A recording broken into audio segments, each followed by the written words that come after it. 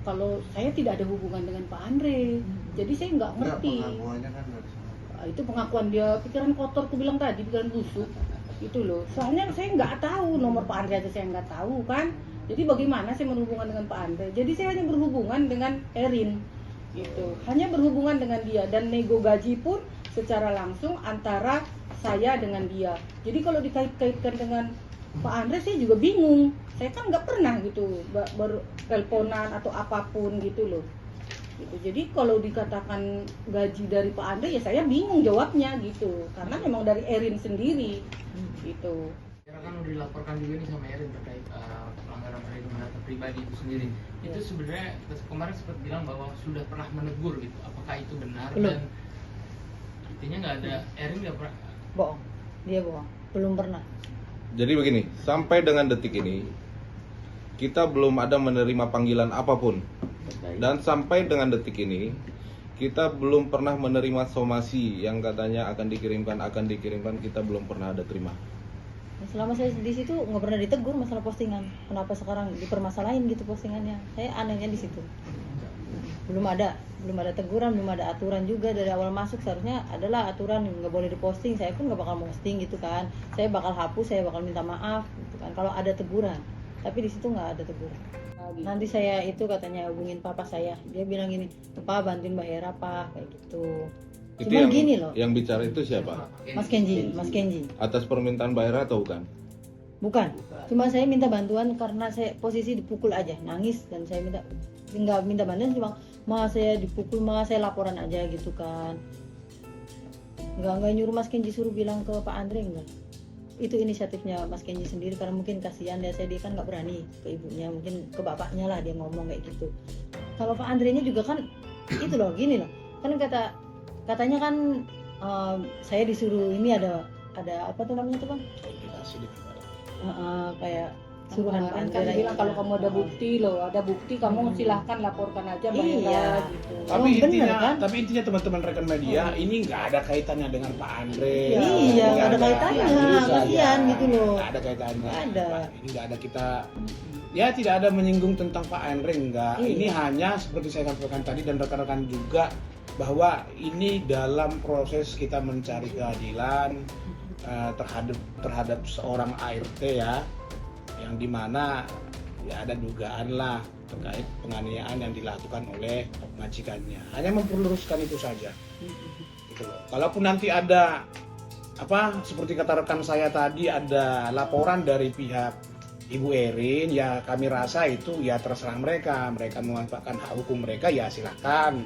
Ya kan gitu nih, kami juga siap menghadapinya kok. Pada prinsipnya seperti itu. Dan saya pun sudah datang kan, saya juga sudah datang secara baik-baik, dan saya pengen secara kekeluargaan. Namun dia bilang kemarin saya lihat itu tidak ada etiket baik untuk datang. Lalu yang dia muncul di balkon itu siapa? Itu loh, dia muncul di balkon itu. Lalu Pak polisi itu datang ke situ atas perintah dia, saya bawa ke situ siapa gitu loh. Jadi jangan introspeksi diri lah, coba bagaimana berbuat baik sama manusia, jangan mentang-mentang kaya seperti yang dia bilang, teman saya pejabat, pengacara, polisi, segala macam lah. Jadi kami yang miskin ini berteman ke siapa, mengadu ke siapa gitu loh. Aneh aja kayak gitu loh, kayak gitu kan. Saya datang baik-baik. So misalnya kan malam itu, kalau memang dia tidak mau bertemu saya, bilang ke security-nya, ya sudah selesaikan di situ, di pos itu ada Pak polisi, tidak usah masuk ke rumah saya, karena mungkin dia bilang kan kita gembel, ya udah kita tidak usah masuk toh, di situ aja gitu loh. Lalu kenapa dia harus bikin berita, bikin ini, melaporkan saya? Sebenarnya salah saya itu apa ke dianya gitu loh. Salah saya itu sebenarnya gini, salah saya itu hanya tidak melaporkan dia, itu aja sebenarnya kan. Itu sebenarnya gitu loh. Pun masih saya bilang gini ke Pak polisi, Pak, apa kita tidak bisa Pak secara baik-baik, cobalah tolong Bapak yang bicara dengan Ibu Erin. Oh tidak, nggak bisa Bu, kita sudah diusir, biarkanlah, dia kan orang kaya, tidak bisa dilawan gitu. Jadi bikin aja LP ke Polsek, nanti biar kita bikin laporan. Nah sesampainya di Polsek, kita disuruh ke Polres dan didampingin oleh orang Polsek juga untuk bikin laporan atas penganiayaan si Hera. Itu yang dari saya, yang memang Rumah sakit. visum lah terjadinya, habis itu visum lah ke rumah sakit. Nah, Rumah setelah sakit mana? Langsung sampaikan aja. Rumah sakit Pertamina. Diantar juga sama pihak. Diantar sama orang Penyidik. Polres. Polres. Diantar sama orang Polres. Tahu namanya, Ibu? Belum. Nanti dijelaskan lagi lebih lanjut sama Kronologi dulu, nanti kita tanya jawab. Itu dari itulah kejadiannya. Setelah ini sama Era lah, dialah yang mengalami kejadian-kejadian di dalam rumah itu. Ya. Sebentar. Jadi untuk rekan-rekan media, itulah klarifikasi dari awal hingga terjadinya perselisihan ini dari versinya kita dan dari versinya Ibu Nia selaku pemilik yayasan ataupun penyalur ART. Nah, selanjutnya setelah ini Mbak Hera akan menjelaskan apa yang dirasakannya di dalam rumah tersebut, apa yang dialaminya di dalam rumah tersebut. Ayo, Mbak. 30. Tanggal 30. Ya saya dikirim ke sana. Ya saya langsung nemu Bu Erin. Saya lewat Gojek ya, dikirim ke sana lewat Gojek. Saya nemuin Bu Erin suruh minta bayar. Iya, suruh minta bayar Gojeknya. Ya sudah tuh habis itu ya awal-awalnya sih pas 3 hari 4 hari itu udah sering dimaki-maki sama Ibu Erin. Kayak kerja tolol, bego. Nah dari situ juga saya ngelihat teman-teman saya yang di situ juga kan dimaki-maki juga. Saya udah firasat udah nggak betah. Saya bilang, Bu maaf ya Bu, Hera kan datang baik-baik. Jadi Hera mau keluar baik-baik. Kenapa? Kata Ibu Erin. Kamu kenapa? Kata dia gitu. Tangan saya sakit Bu, kata saya gitu. Kamera. Iya, saya bilang tangan saya sakit Bu, jadi saya mau keluar. Udah mulai dari situ dia langsung komplain ke ibu yayasan. Tapi sebelum komplain saya udah mengundurkan diri duluan saya. Nah, habis komplain ke ibu yayasan ya itu katanya seminggu udah komplain. Sebelum seminggu saya udah mengundurkan diri ya. Nah, terus habis setiap hari tuh pernah dia pegang pisau ini pas di seminggu sebelum kejadian. Itu dia pegang pisau dapur. Terus ada saya manggil saya, Herwati sini kata. Kamu di sini jangan sembarangan sambil nunjukin pisaunya itu ke saya. Kamu di sini jangan sembarangan ya, kerja jangan asal-asalan ya. Sambil pegang pisau gitu ke saya. Bu, iya Bu. Saya bilang saya kan takut ya. Saya bilang iya Bu. Ya udah sana kembali kerja gitu. Nah, habis dimaki-maki tuh saya udah mulai nggak betah, tiap hari dimaki-maki. Ya kayak itulah intinya kerjaan tuh salah mulu sama dia. Semenjak saya bilang mengundurkan diri itu kayak dia tuh cari kesalahan saya. Saya kuat-kuatin kan, saya bilang ke ibu yayasan, saya bilang nyaman itu bukan karena kerjaan sama majikan saya, karena ada pembantu 2 itu, si Siti sama si Nur datang, dia mohon-mohon sama saya, Mbak Hera jangan keluar ya dari sini, Mbak Hera kuat-kuatin, Mbak Hera nggak kasihan sama saya, ya udah, Mbak Hera sini saya pijetin, yang penting Mbak Hera di sini ya, ya udah saya bilang ke ibu yayasan, Bu, Kak katanya kayaknya saya udah nyaman deh Kak di sini, saya bilang gitu, karena saya melihat mereka berdua kasihan, nyamannya karena teman kerja ya. Nah, habis itu mungkin saya bisa terimanya karena kalau perlakuan kasar, omongan kasar, maki-maki saya terimalah. Yang penting nggak main tangan. Pikir saya kayak gitu. Udahlah nunggu sampai gajian, saya pikir gitu. Nah, pas itu jam 3 tanggal 28 April, jam 3-nya kan udah kembali kerja. Memang di situ kan sistemnya kerja 2 kali. Jam 5 sama jam 3 sore. Saya lagi bersihin di atas tuh, bersihin sofa. Nah, si Ibu Erin naik ke atas. Dia langsung masuk ke kamar Mas Dio. Dia bilang gini, kenapa ini orden nggak dibuka katanya? Kan kalau di situ kalau bersihin rumahnya Bu Erin harus dibuka biar debunya kelihatan katanya gitu kan. Kenapa ini orden nggak dibuka Herwati katanya gitu. Oh iya Bu maaf Bu nanti saya buka. Jangan injek karpetnya kata dia gitu. Iya Bu. Ini kenapa pintu kamar mandinya Dio dibuka? Iya Bu maaf Bu saya tadi pagi bersihin gitu. Menurut saya suruh kering dulu. Gak usah banyak alasan. Saya itu nggak suka kalau di rumah ini tuh kamar mandi dibuka kayak gini, nggak suka saya. Tutup cepetan. Iya saya tutup Bu kata saya gitu kan. Terus kata dia gini, kamu di kerjanya tolol ya, asal-asalan kamu di sini ya. Nah terus abis itu dia ambil, saya kan megang sapu yang buat bersihin sofa, diambil sapu itu, sapu lidi itu, gagangnya itu langsung sabetin ke saya, pukulin ke saya kepala belakang, dipukul sama dia 1 kali pertamanya. Terus dia maki-maki, kamu ini kerja di sini asal-asalan, kamu sembarangan, kamu tolol, kamu bego, kamu gembel, kan gitu kan. Terus kata saya, maaf Bu, jangan main tangan dong Bu, jangan kekerasan Bu, sakit Bu, saya bilang gitu.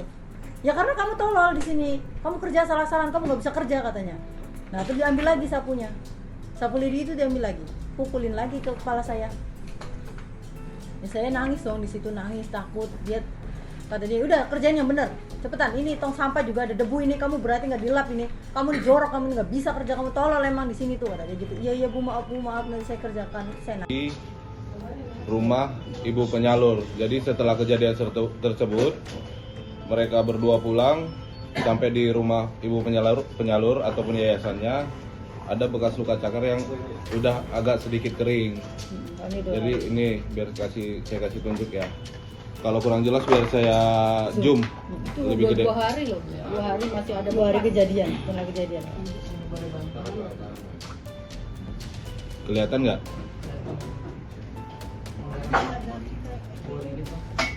Bentar ya.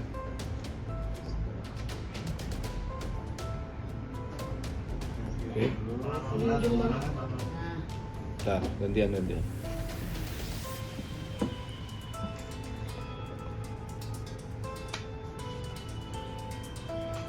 Oke.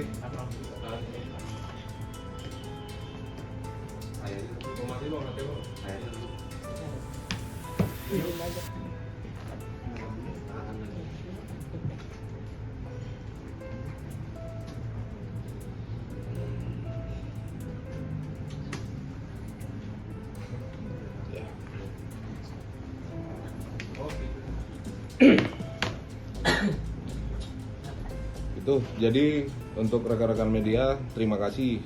Inilah merupakan klarifikasi dari kami, versi dari kami, dan apa yang dirasakan oleh klien kami. Tadinya ada retakan, soalnya kan saya sebelum kerja di Bu Erin kerja di Jambi, saya jaga anak orang Cina lah. Di situ saya jatuh, HP itu pernah dijatuhin sama anak yang saya jaga.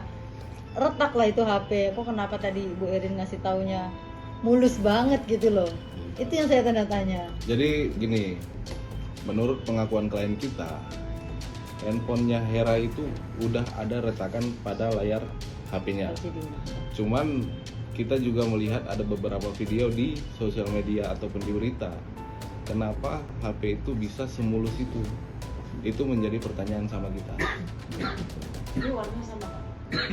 Dan dia bilang itu apa tuh Kak? Yang nggak ada sidik jari gitu tuh? Iya, Plastikin namanya. plastikin biar katanya sidik jari lah apa itu aku pun Iya, nggak iya, ngerti. iya, Ya, urusan plastikin ngapain, apa. nggak ada urusan Berarti dari kayak abang gitu. ada dugaan Tanda tanya. Bu Erin ini melakukan manipulasi barang bukti bang? Gimana? Kalau manipulasi sebenarnya kita nggak mau berkomentar ke sana ya, tapi pada intinya adalah bahwa setelah terjadinya kejadian ini, HP daripada klien kami Hera ini masih berada di tangan Ibu Erin. Nah, kita juga nggak tahu dalam rangka apa HP itu sampai detik ini juga tidak dikembalikan. Nah, kalau balik-balik lagi mengenai data pribadi, HP itu juga merupakan data pribadi daripada klien kami ini. Iya. Jadi makanya ya jangan blame victim juga gitu ya. Kalau memang ini kita betul-betul fair, ya kembalikan apa yang menjadi barang daripada Ibu Hera ini, baik itu handphonenya dan juga baju-bajunya ya Ibu Hera ya. Iya. Lalu kalau misalkan ini nanti persoalan ini tetap berproses dalam pihak penyidik kepolisian di Polres Jakarta Selatan, ya nggak apa-apa, kita simultan aja. Kita intinya adalah kita tetap mencari keadilan, bukan hanya semata-mata ini mencari kepastian hukum, tidak. Tapi intinya kita di sini hanya untuk memastikan bahwa keadaan itu harus ada pada klien kami. Begitu. Khaira kan udah dilaporkan juga nih sama Erin terkait pelanggaran perlindungan data pribadi itu sendiri.